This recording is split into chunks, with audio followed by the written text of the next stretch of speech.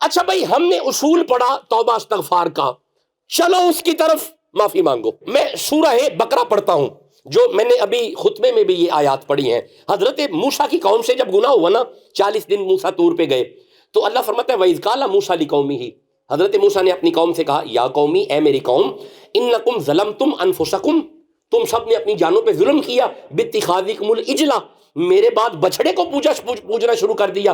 انہیں کہا سانو پھر معافی لے دیو۔ آپ فرماتے ہیں فتوبو، چلو الی باریکم، چلو رب کی طرف، معافی چاہیے، فتوبو چلو الی باریکم، اپنے رب کی طرف۔ آپ نے غور کیا، میں نے 6-7 آیتیں پڑھی ہیں، معافی چاہیے چلو رب کی طرف۔ قوم موسیٰ گناہ کرے، معافی چاہیے چلو رب کی طرف۔ قوم نوح گناہ کرے، معافی چاہیے چلو رب کی طرف۔ قوم لوط گناہ کرے، معافی چاہیے چلو رب کی طرف۔ قوم ابراہیم گناہ کرے، معافی چاہیے چلو رب کی طرف۔ یہ مطلب ہے پچھلی قومیں جب بھی گناہ کرتی ان کے لیے ایک ہی اصول تھا، معافی چاہیے چلو رب کی طرف۔ باری آئی اور تیری اور میری، اللہ فرماتا ہے وَلَوْ أَنَّهُمْ إِذْ ظَلَمُوا أَنفُسَهُمْ جَاءُوكَ، محمد کی امت گناہ کرے، معافی چاہیے چلو محمد کی طرف، چلو نبی کی طرف۔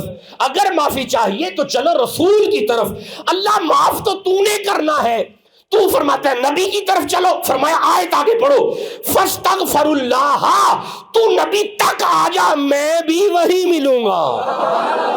تو در رسول پہ آ جا، اللہ بھی وہی ملے گا۔ در رسول پہ آ کے کہ فاستغفر اللہ، اللہ مجھے معاف کر دے، تو مولا پھر میرے کہنے پہ کر دے گا؟ اور فرمایا تیرے کہنے پہ کرنا ہے، پھر یہاں کیوں بلایا ہے؟ تو اللہ پھر کیسے مدد کرے گا؟ اللہ فرماتا ہے وَاسْتَغْفَرَ لَهُمُ الرَّسُولُ، میرا رسول تیرا چہرہ دیکھ کے، میری طرف دیکھ کے کہے چل معاف کر دے، ادھر میرا رسول کہے معاف کر دے، لَوَجَدُ اللَّهَ تَوَّابًا رَحِيمًا، ہم تمہیں فوراً معاف کریں گے اور تم پہ رحم بھی کریں گے۔ اس کا مطلب ہے ہماری معافی ہے در رسول پہ۔ تو مولا ہمارے پاس تو پیسے ہی نہیں، تو ہم کہاں پہ جائیں؟ تو فرمایا دھیان سے نماز پڑھو، التحیات للہ والصلوات والطیبات، السلام علیکہ ایھا النبی۔ السلام علیکہ کا یہ معنی نہیں کہ وہ مدینے بیٹھے ہوئے، نہیں، السلام علیکہ کا معنی ہے زہرا کا بابا میرے سامنے ہے، میں سلام کر رہا ہوں، تو یہیں پہ بیٹھ کے درود پڑھ، اور تو یہیں پہ بیٹھ کے درود پڑھ، تو درود پڑھ، سمجھ در رسول پہ ہے، جسے سمجھ آ رہی ہے وہ سبحان اللہ تو کہو یارا۔ النبی اولا بالمؤمنین انفسہم، مصطفیٰ تمہیں نظر آئے نہ آئے تیری سپرویژن وہی کر رہے ہیں، ہر وقت تیرے نگہبان وہی ہیں، تیری جان کے نزدیک ہیں، تیری جان کے، تو مانگ تو صحیح، طلب تو کر۔ بندہ گیا معافی مانگنے حضور کے پاس، بندے سے گناہ ہو گیا، حالت روزہ میں اپنی بیوی کے قریب چلا گیا۔ امام بخاری فرماتے ہیں نبی کی بارگاہ میں جا کے عرض کرتا ہے حلقت نفسی یا رسول اللہ، حضور میرے کو گناہ ہو گیا ہے۔ فرمایا کیا ہوا؟ حضور میں روزے میں تھا، تو روزہ فرضی روزہ میں چونکہ منع ہے، وہ حلال چیزیں حرام ہیں، تو وہ میں حضور یہ حلقت نفسی جان پہ ظلم کر بیٹھا، تے حضور معافی لے دیو۔ صحابہ نو پتہ تھی معافی اتھو ہی لبنی ہے، حضور معافی لے دیو۔ آپ فرماتے ہیں بیٹھ جا، بسم اللہ۔ امام بخاری فرماتے ہیں نبی کریم رؤوف الرحیم صلی اللہ علیہ وآلہ وسلم نے فرمایا میرا صحابی جب اس طرح روزہ چلا جائے نا تو پھر معاف، تسی بھی مسئلہ سن لو، اگر ایسا معاملہ ہو جائے تو پھر معافی کا طریقہ یہ ہے، نبی نے فرمایا میرا صحابی اکٹھے 60 روزے رکھ۔ جب کہا نا اکٹھے 60، نبی کے قدموں پہ ہاتھ رکھ کے عرض کر دے یا رسول اللہ ایک تے نبھا نہیں سکیا، ہائے ہائے، تو پھر 60 کہاں پہ رکھوں گا؟ اللہ اکبر، حضور ایک تو نبھا نہیں تو 60۔ آپ فرماتے ٹھیک ہے، دوسرا طریقہ یہ ہے 60 مسکینوں کو کھانا کھلا، معافی ہو جائے گی۔ جب کہا نا 60 مسکینوں کو کھانا کھلا معافی ہو جائے گی، قدموں پہ ہاتھ رکھ کے عرض کرتا ہے انا مسکین، حضور میں آپ مسکین ہوں، میں کیا کھلاؤں گا کسی کو، حضور میں خود مسکین ہوں۔ آپ فرماتے ٹھیک ہے، پھر تیسرا طریقہ یہ ہے کہ غلام خرید اور آزاد کر دے، چل معافی ہو جائے گی۔ قدموں پہ ہاتھ لا کے عرض کرتا ہے سونے میں آپ تیرا غلام ہوں، میں انہیں جوگا، میرے پاس گنجائش۔ اچھا اب ذرا غور کرنا، امام بخاری فرماتے ہیں کہ ویسے بھی شریعت میں 3 ہی باتیں ہیں، اگر ایسا معاملہ ہو جائے 60 روزے نہیں رکھ سکتے، 60 مسکینوں کو کھانا کھلاؤ، نہیں کر سکتے غلام آزاد کرو، اس کے علاوہ اور حل کوئی نہیں۔ شریعت میں اس کے علاوہ کوئی اور حل کوئی نہیں. نبی یہ نہیں فرمایا ہن تیرا میرے کول حل کوئی نہیں. نبی فرماتے نے بہ جا تیرا کچھ کر لیں گے. لو بات تو یہ ہے جو سمجھانی ہے. نبی فرمایا بہ جا بھائی اجلس صحابی بیٹھ جا ابھی حل نکال لیتے ہیں. یہ مطلب ہے جتھے کسے دا کوئی حل نہ ہوئے, جہاں پہ کوئی حل نہ ہو, بڑے گناہگار ہیں, بڑے خطا کار ہیں, گناہوں کا حساب ہی نہیں, بری اس نے کرنا ہے, مجرم ہم ہیں, وکیل ہی ہو پایا جتھے سارے ہی حل ہو جانا ہے. حضور فرماتے بیٹھ جا اجلس, یہاں پہ بیٹھ جا ابھی تیرا کچھ کر لیتے ہیں. ابھی ایسا کہنا ہی ہوا, ایک اور صحابی آیا, اس نے کھجوروں کی ٹوکری حضور کو نذرانہ پیش کیا. نبی نے کھجوریں دیکھی, کھجوریں دیکھ کے فرماتے ہیں اینا سائلن, او کدھر گیا جڑا معافی لینا آیا سی, ہائے ہائے اینا سائلن. اچھا امام بخاری فرماتے ہیں جب فرمایا نا بہ جا تیرا کچھ کر لینے, 60 مسکیناں نوں کھانا کھوا, انہیں جوگا ہی نہیں. 60 روزے رکھ, حضور میں انہیں جوگا ہی نہیں. غلام آزاد کر, حضور میں انہیں جوگا ہی نہیں. یا فرمایا بہ جا تو اگر انہیں جوگا نہیں نا بولو تے صحیح نا, میں کوئی گل کر چھڈی ہے جی سمجھ آ گئی ہے. بہ جا تے امام بخاری فرماتے ہیں نبی مسکرائے, حضور بہت ہی مسکرائے. صحابہ فرماتے ہیں ہم نے اتنا مسکراتے حضور کو کبھی نہیں دیکھا تھا جو آج مسکرائے, اور اتنا مسکرائے کہ آپ کی داڑھیں نظر آنے لگیں. عرض کی یا رسول اللہ آپ اتنا مسکرا کیوں رہے ہیں؟ اور فرمایا مسکراوا نہ تے ہور کی کرم, پلیوں کچھ لانا بھی نہیں چاہتا تے کم بھی کٹنا چاہتا ہے. یہ حضور کی مسکراہٹ تھی, یہ نبی پاک کی مسکراہٹ تھی. آپ بھی سنت پہ مسکرائے ہیں, یہ حدیث سن کے میں بھی مسکراتا ہوں, آپ بھی مسکرائے. سبحان اللہ کہیں جلدی سے. حضور مسکرائے, آپ کا مسکرانا یہ سنت میں آ جائے گا. نبی مسکرائے اور فرمایا یہ لانا بھی نہیں چاہتا پلیوں تے اپنا کام بھی. بس یہی گل میں تانوں سمجھانا چاہنا, اے پلیوں بھی ککھ نہ لگے تے جتھے کام بھی نکل آئے او در رسول ہے.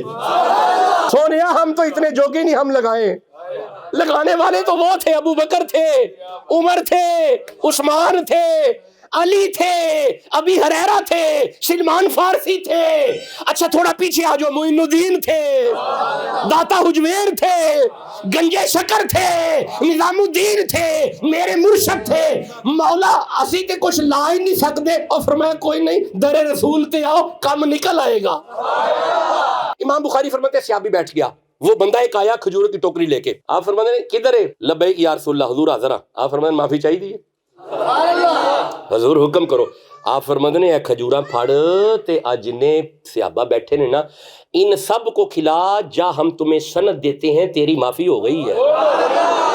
امام بخاری فرماتے ہیں اب وہ صحابی پتہ کیا کرتا ہے, وہ پہلے کھجوریں دیکھتا ہے, پھر سارے صحابہ کو دیکھتا ہے, پھر رخ محمد دیکھتا ہے. اور نبی فرماتے ہیں اب کیا دیکھ رہا ہے؟ جب کہا نا اب کیا دیکھ رہا ہے, اب سننا. صحابی کھجوروں کی دیکھ کے نا سارے صحابہ کو دیکھ کے حضور کو عرض کرتا ہے حضور انہوں نے کھوانیاں نے. فرمایا بالکل انہیں کھلا, معافی ہو جائے گی. حضور عرض کروں؟ فرمایا بات کر. حضور اس کے 6 کھجوروں کے درخت ہیں, اس کے 5 درخت ہیں, اس کا باغ ہے, اس کا 1 درخت ہے, اس کے 2 درخت ہیں, اس کے 3 درخت ہیں.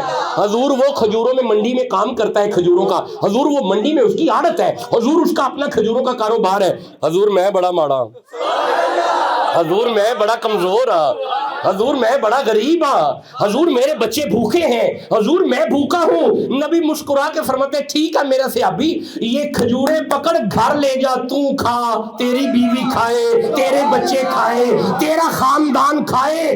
جاؤ ہم سند دے رہے ہیں تیری معافی ہو گئی ہے. خبردار نبی کو نکال کے کوئی معافی نہیں ہے. سورہ یوسف کی طرف چلتے ہیں, 12 نمبر سورہ ہے. حضرت یعقوب کے بچوں سے خطا ہوئی, جب ان سے خطا ہوئی یہ سارے بھائی اکٹھے ہو کے حضرت یعقوب کے پاس گئے, اور انہوں نے جا کے کہا قالو یا ابانا, اے ہمارے ابا, استغفر لنا, ہمیں اللہ سے معافی لے دیں, ذنوبنا, ہمارے گناہوں کی, انا کنا خاطئین, ہم تو گناہگار ہیں, ہمیں اللہ سے معافی لے دو.